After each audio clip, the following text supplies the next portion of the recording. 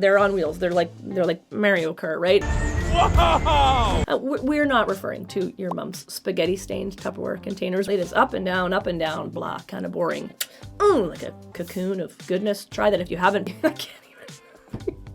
Okay, let's talk about the 5 baby items that you could probably scratch off your registry.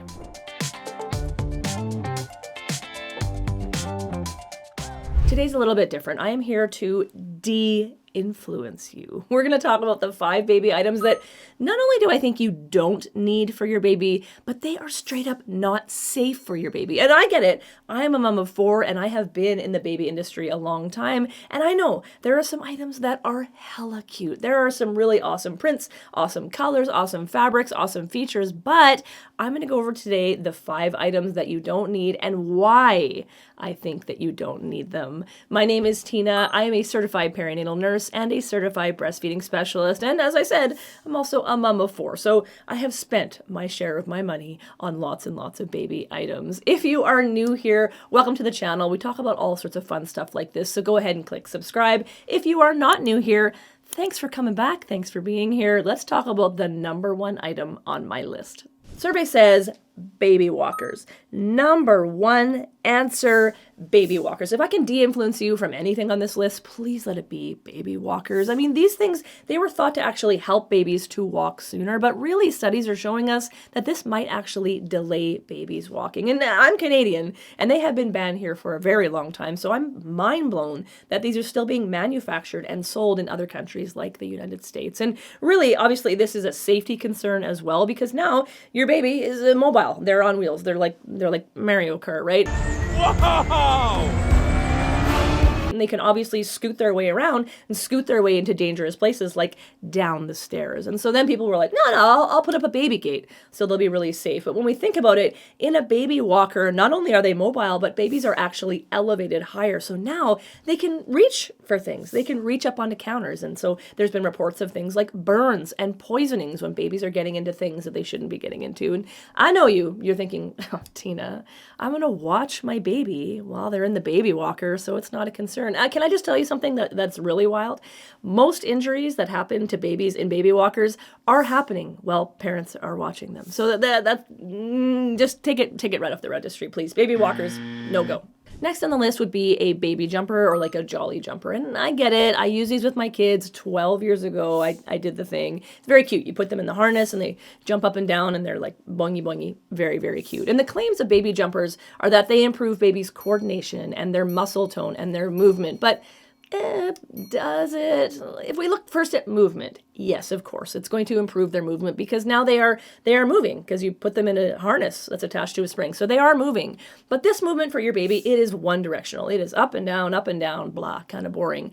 To appropriately develop, our babies need movement in all different sorts of directions. They need movement that is fluid, and they need movement that's like rolling and crawling and pushing. So this up and down movement, that's one type of movement, but our babies need more, and they need more dynamic movement. It's also going to improve their coordination a little bit, but if we look at when a baby is in a jolly jumper, it's usually around that 3-month mark. And if we look at the coordination that we're expecting from a baby who's around 3 months old, we're looking for them to hold their head up and practice balancing their head, but also be pushing up from like a laying on their tummy, pushing up. That's the type of coordination that you are looking for. The coordination of being able to jump up and down, that is leaps and bounds ahead of what we are expecting for a baby in that 3-month range, which is the age that they say that babies can use these jumpers as long as they can hold their head up. Muscle development. Of course, your baby's muscles are still going to continue to develop even if you choose to utilize a baby jumper. However, that muscle development might end up asymmetrical and their core muscle development might actually be delayed because they're being held upright by that harness. So they don't need to actually engage their core as much to hold themselves upright. Baby jumpers encourage toe standing, which might develop the calf muscles, but could leave your baby with some tight muscles in the backs of their legs. The American Physical Therapy Association, they've actually coined a little term called container syndrome. And we're not referring to your mom's spaghetti-stained Tupperware container. containers. We're talking about containers that hold babies, and baby jumpers are included in this category, along with things like baby walkers and car seats and baby swings. And these containers, they hold your baby. And if your baby spends excessive amounts of time in these containers, it can actually lead to a decreased amount of movement, and it can place them at an increased risk of plagiocephaly and decreased muscle strength and decreased motor milestones.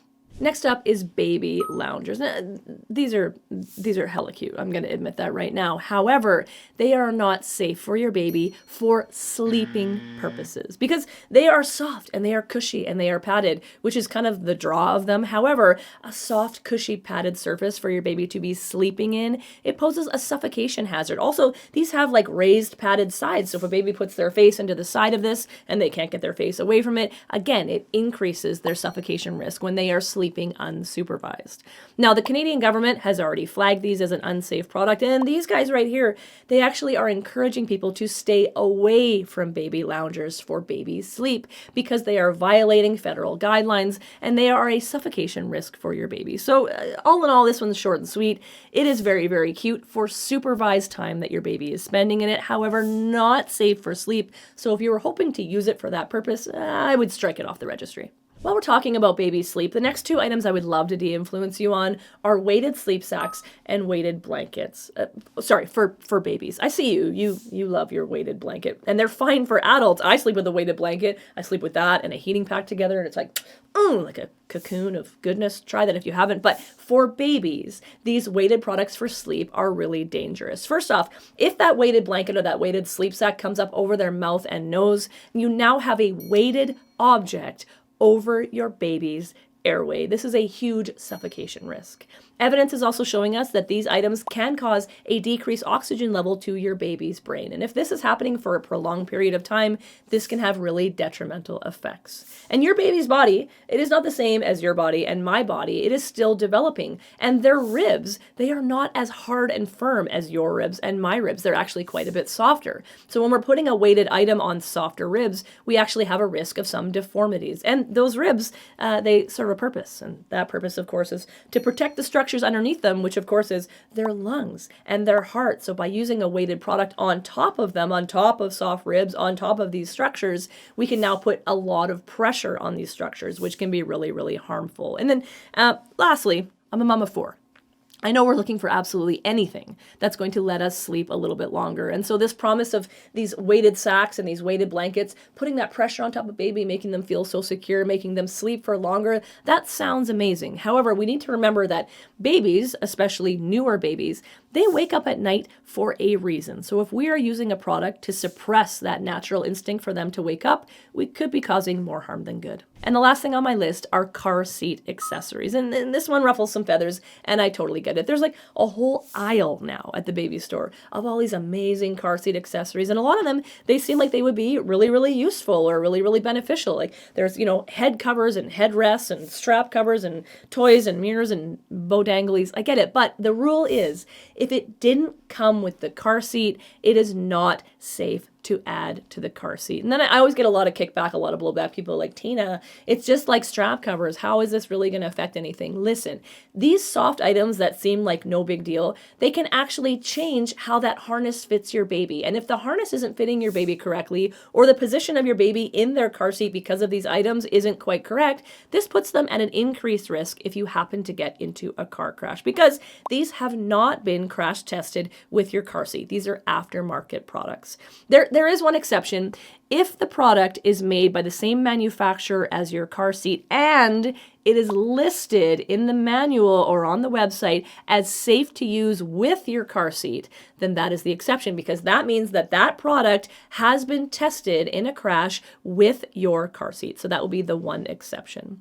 Also, anything that is really hard in the event of a crash can actually become a projectile. So the little toys that hang or the mirror on the back, if you get into a high-speed crash, these are going to come loose and they it could actually cause injury that way. So as a rule of thumb, yeah, anything that didn't come with the car seat, it is not safe. Also, a good idea if you have more questions about car seat safety is to check in with a car seat safety technician. They are right here. They are incredible. They know what they are doing. They are the experts in their fields, and they will have so many useful answers for you about the safety of your baby and the safety of your car seat. Did any of those surprise you? Do you not agree with any on the list? Put it down in the comments. I love a comment section that has lots of discussion ongoing because it gets us thinking about these things that are important, and that important thing, of course, is baby safety. If you like this one, go ahead and give it a thumbs up. Check out this one and this one. They also have really great information in them. And as always, be happy, stay healthy, have fun.